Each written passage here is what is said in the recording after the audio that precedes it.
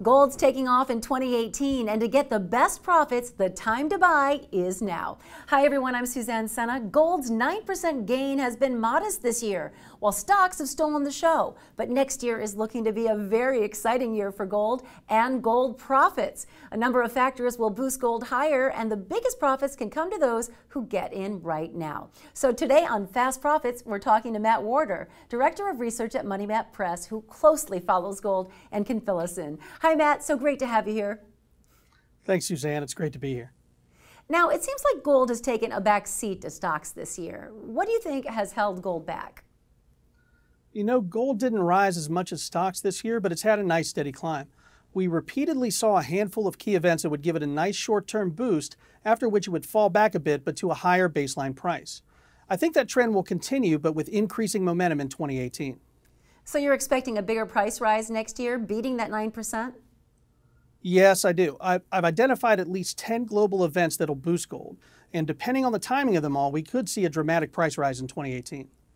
Well, you'd think there'd need to be a stock market crash for gold to go much higher, but is that not the case? Not at all. In fact, the long-term correlation between the equity markets and gold markets is zero. But in short-term bursts where the investment community is uncertain that equity markets will perform well, that tends to drive up demand for precious metals. For instance, right after the financial crisis in 2010 to 2011, investors were still skeptical about whether or not the market's rebound was sustainable. And during that time, stocks went up about 20%, while gold beat that, rising about 36%. Okay, so let's get to the reasons that you were mentioning. I have to imagine the Federal Reserve is one of the big drivers. Is that right? Oh, absolutely. So as we saw over the last couple of months, the market knew that the Fed was going to raise rates at their December 13th meeting, and precious metals prices actually declined in anticipation of that. But as soon as the news became official, gold prices got a nice 1% boost. And this trend will continue throughout 2018 because the market once again knows that the Fed will hike rates in March and June and then not again until December. And that sets up gold to absolutely soar over the summer, just like it did this year when gold went up 13% from July to September. So interest rate hikes will make gold go higher? Indirectly, yes. Rising interest rates are typically bearish for stocks anyway, and the resulting anxiety and uncertainty in equities markets tend to push money into gold. And that demand from the investment community is really what ultimately drives the price of gold. And I should add that soon we'll also begin to see the added selling pressure in the stock market that stems from the Fed's unwinding of its own balance sheet. That's pressure that I think will drive investors to gold sooner and in greater numbers. So basically the Fed will contribute to higher investment demand for gold, and then that demand sounds like one of, if not the most important factor in driving gold higher. Well, they're all big, Suzanne, and connected closely to each other. But yeah, the more investment demand there is, the higher the gold price.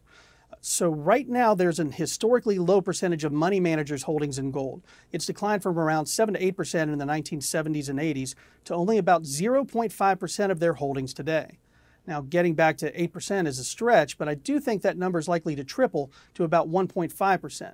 And that means billions of dollars will pour into gold and gold holdings, and that, of course, means higher prices. Okay, so I know prices go up when demand is high and supply is low, and you're saying that demand will be going higher. What about supply? What can you tell us?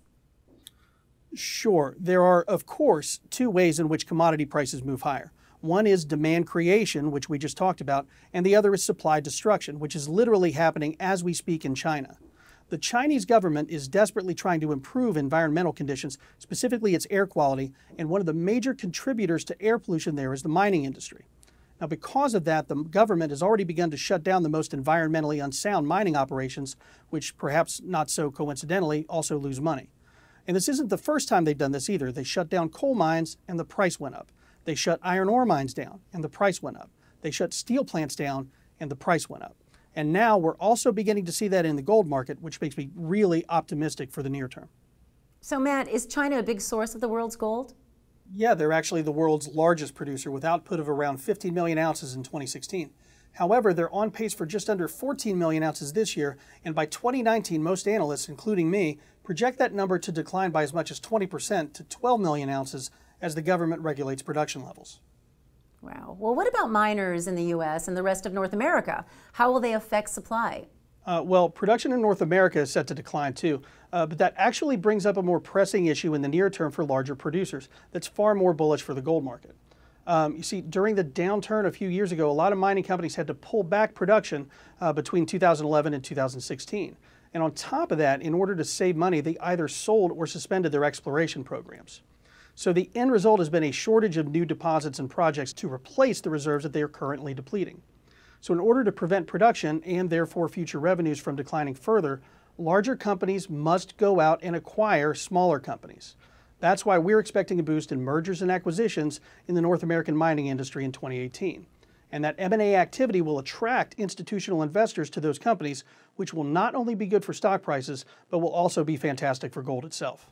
Yeah, it sounds amazing. Great. So taking all this into account, how high exactly do you think gold's going to go? Well, I see $1,400 definitely, and that's about 10 to 12% up from where gold is today. And that's probably going to occur next summer.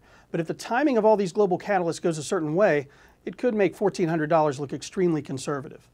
So I'll be tracking these trends and keeping everyone up to speed as I'm currently working on a project with legendary resource investor Rick Rule. He and I are looking a lot closer at this sector, and we'll be back with updates for investors very soon in the new year. All right, that sounds great. Thank you, Matt. We're going to want to hear from you then, and also from Rick about what you guys have to say. We look forward to talking to you then for a gold update in 2018. Thanks for being with us. Thanks, Suzanne. It's my pleasure. Matt just gave us 5 reasons why gold is likely going up, but he has 10. And we have his full report with all 10, and you can get it after this video by clicking on the link below. And keep tuning into MoneyMorning.com to make fast money on the most profitable moves from the best traders in the business today.